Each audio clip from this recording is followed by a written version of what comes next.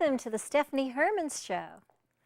Today I would like to take you into my heart and share a personal story about my beautiful daughter, Charlotte, who at the age of 7 was diagnosed with a learning disability of dyslexia. Now, learning disabilities, in simple terms, is just the difference in the way your brain is wired. Children who have learning disability are smart, if not smarter than their peers, but they just have a difficult time in learning in conventional ways. It's not uncommon for people to have learning disabilities. In fact, 20% of Americans have learning disabilities of some sort. Walt Disney, Albert Einstein, Whoopi Goldberg, Jay Leno, and Charles Schwab all had learning disabilities, but it did not stop them from being successful. Well, in 2nd grade, my daughter had a reading level of a kindergartner.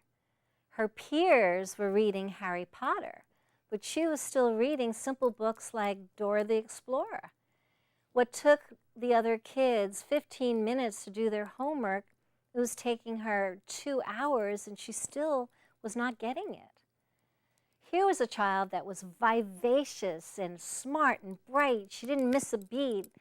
She was loved by everybody, but frustration was eroding her confidence. We didn't know what to do. My husband and I decided to have her tested to find out what was going on. And after 3 rigorous days of testing with a psychiatrist, we finally found out that she had a language-based dyslexia. We had an answer. We now figured out what to do. The psychiatrist recommended that we go to the Charles Armstrong School, which is a school that teaches kids with learning differences. They teach them in the way that they learn best. These kids learn either auditorily, visually, or kinesthetically, and they're taught to that way that they learn best. It was a hard transition when we decided that we would send her there, and my daughter had a hard time leaving her friends, and we had hopes and fears, didn't know what to expect. But after 3 years, she is now reading at grade level and beyond, and let me tell you, she certainly has her confidence back. To honor Charles Armstrong School, I have choreographed a dance based on the struggles that these kids go through. And this dance is to also honor all children that have learning differences and disabilities, and it's dedicated to Charlotte, my daughter. This dance symbolizes the restrictions by having a large stretch band on my shoulder to my foot to restrict me in my movement, but yet show you how these kids still, with their restrictions and struggles, are still able to gracefully move through life. And then I choreographed it 3 times, and with Bill Lindeman, the editor, we put the 3 of me together on one screen to show the 3 different ways that they learn. And then at the end of the dance, you'll see how all 3 of me become one person, which symbolizes how these kids become whole after they go to this school of Charles Armstrong. So come join me and watch this wonderful dance, and then afterwards we'll go deeper into interviews of the heroes of the Charles Armstrong School. Come join me now.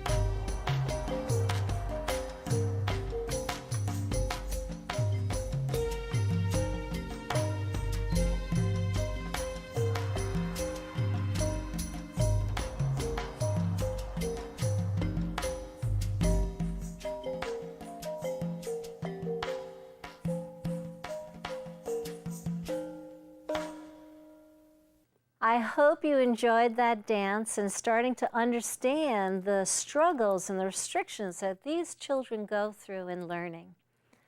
And come with me now as we go into the depths of the Charles Armstrong School and hearing from the parents and the children and the head of the school what they all go through and what the school is all about. And if you know anybody out there that might be struggling, this is a good piece of information to share. So come join me and let's go to the Charles Armstrong School. I told my friends that I had at my old school, like, I'm going to Charles Armstrong because I have dyslexia, and they thought it was like some type of disease, and they just like ran away from me. In my class, I was the only one who had dyslexia, and I kind of felt bad because I knew something was wrong, but I didn't know what it was. And then I came here, I feel perfect.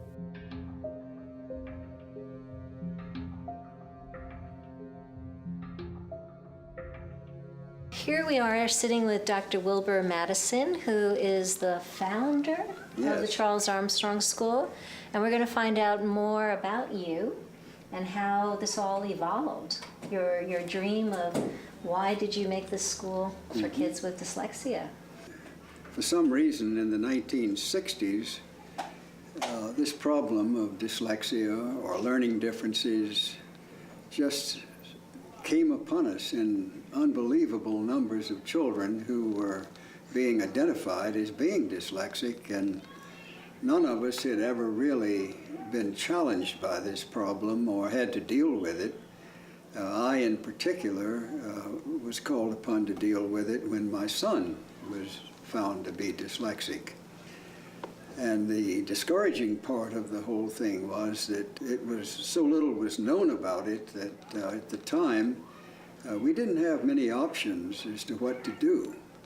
And even in public education, there were not too many people who were very much aware of the problem. We realized that it was going to take a long time for this to happen in a meaningful way in the public school system. And so we've evolved a program that has really 4 component parts.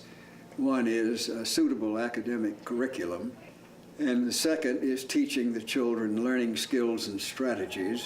So many of them have some degree of disorganization in their attitudes and habits, and they need to be taught how to work and how to focus and how to study. And then there's the whole element of resiliency. That's the 3rd component, of teaching them how to deal with disappointment, how to rebound from disappointment, how to develop a positive mindset so that they're thinking all the while that not only can they do it, but they're willing to do it. And they're willing to make a total commitment to what they're doing, because being committed is the basis of being resilient. And then the 4th component of the program has been the idea that, as I say, many of these children do have some unusual gift or talent, and it's important to identify that and also to help them find a talent, to find something they can do well. Well, this is an amazing school. I'm very excited to feature Charles Armstrong School on the Stephanie Herman Show. This has been so wonderful. Thank you so much. Well, thank you. And this has been so great.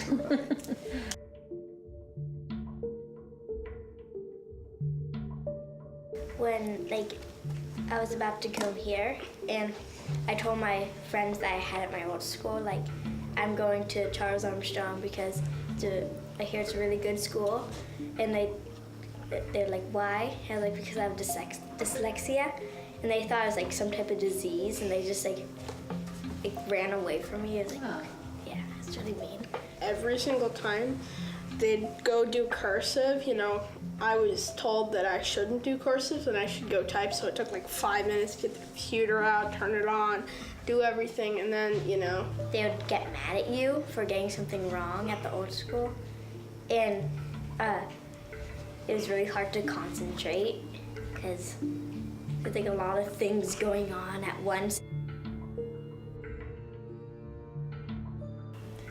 Here we are sitting here with Charlene Mercadante, who is a parent of a 15-year-old child. What's your son's name? His name is Mitchell.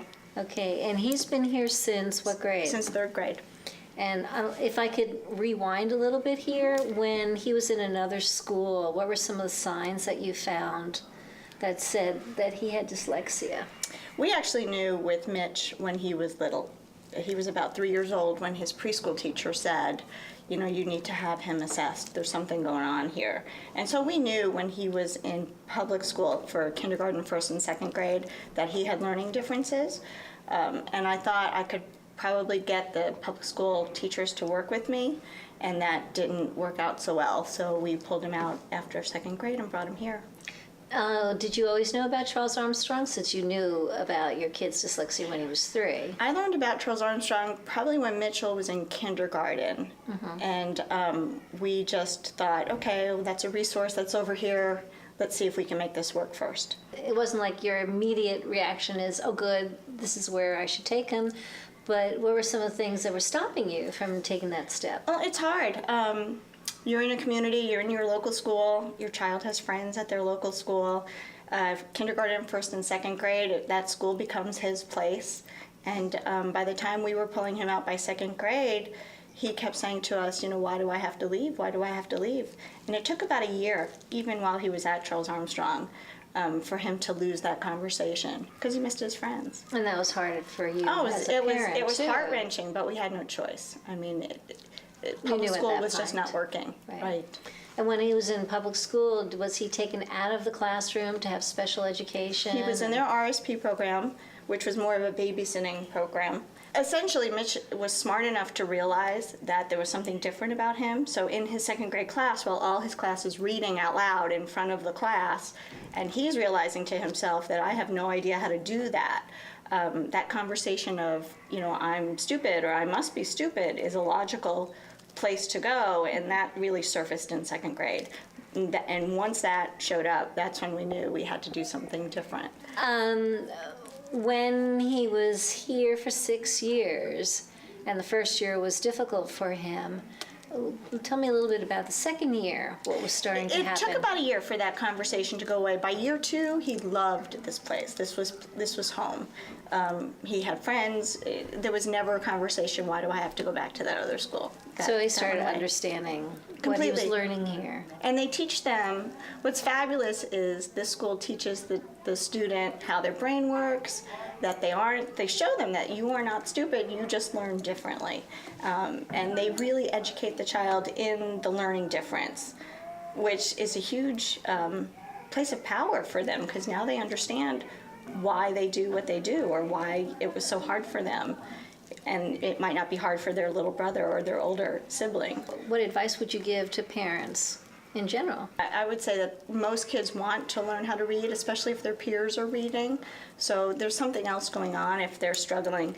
You know, I look back and I go, there's no such thing as a bad student, really. That's what I've always heard too. If there's a child not doing well, there's a reason for that, and it's typically not because they want to do badly. I think everybody wants to do well at anything that they do.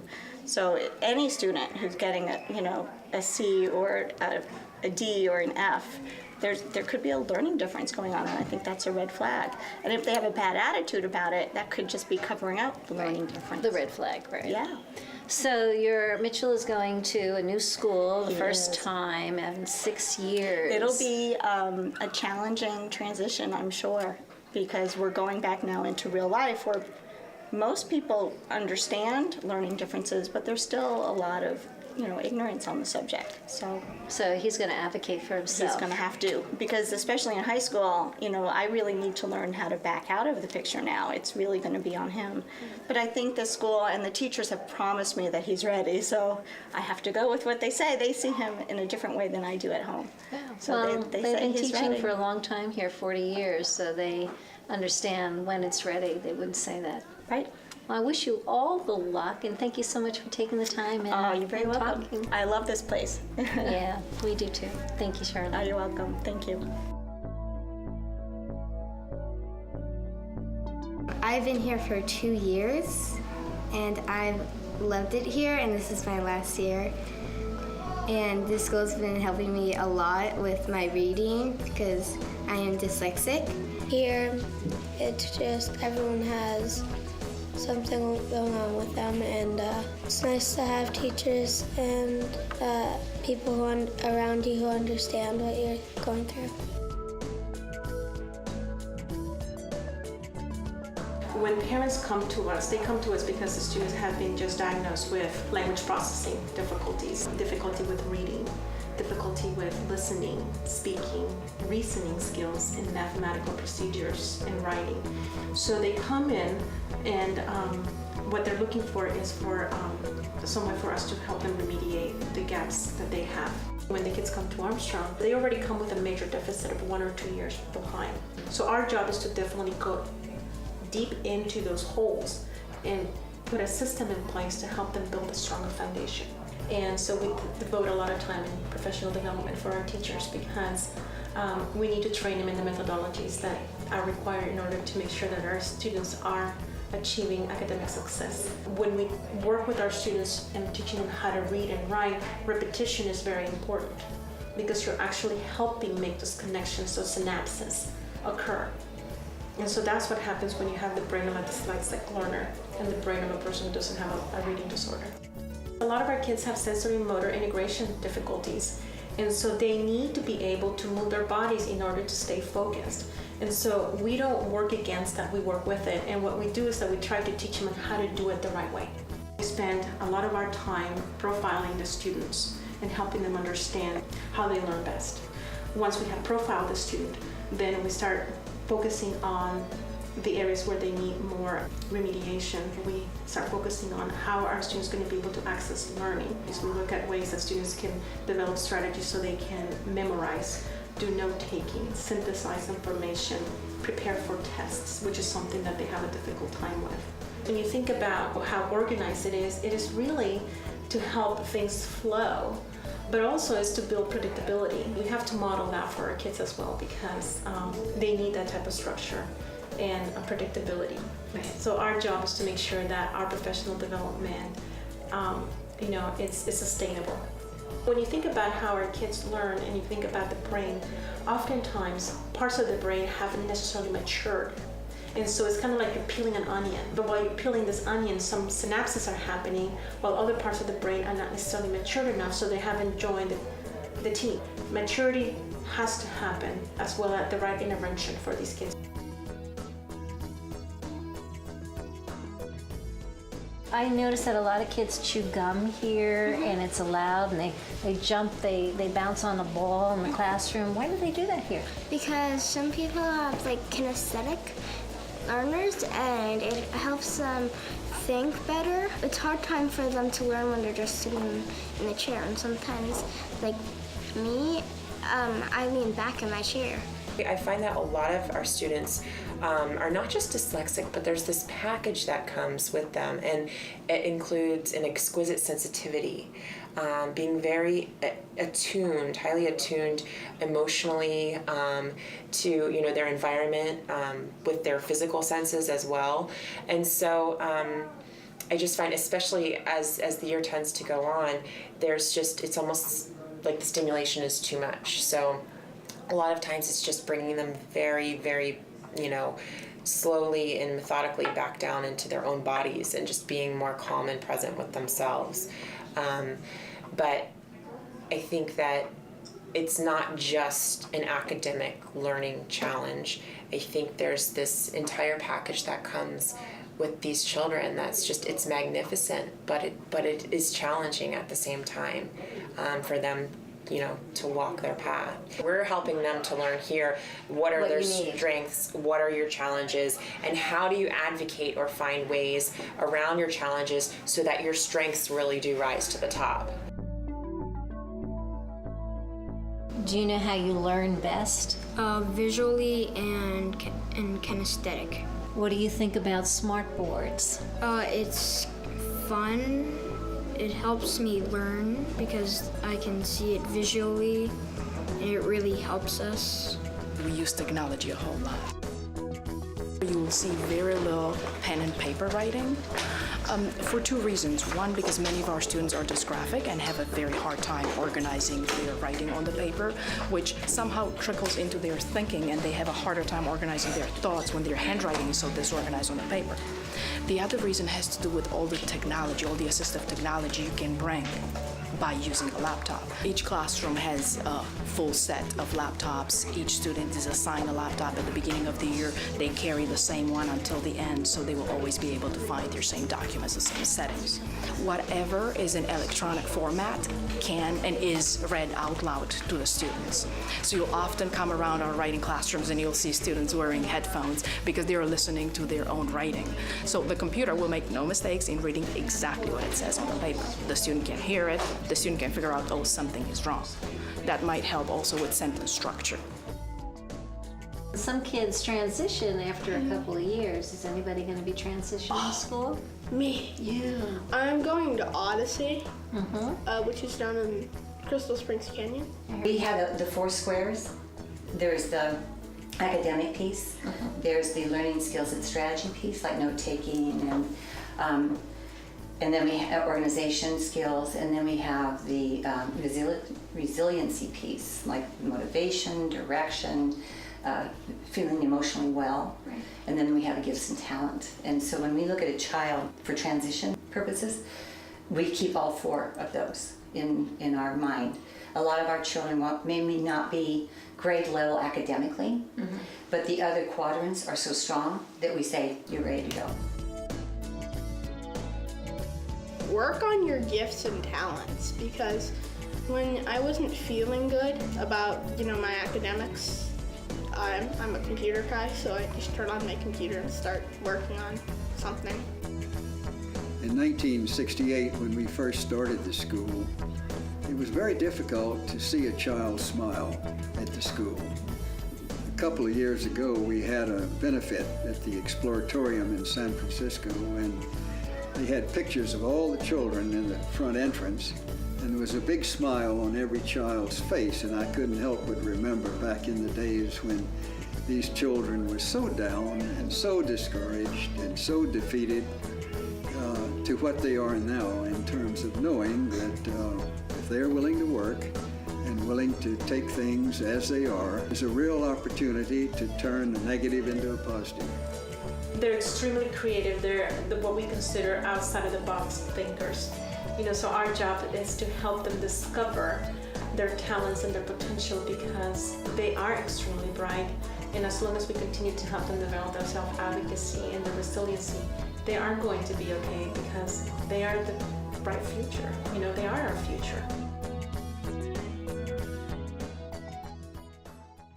Thank you for joining us with the Stephanie Herman Show, and I hope now you understand better about the restrictions and the struggles that kids with learning difficulties go through. If you would like to have a webcast of this show, please send us your email address and we will send you a webcast. Thank you again for joining us on the Stephanie Herman Show, and I do hope to see you soon. Take care for now. Bye.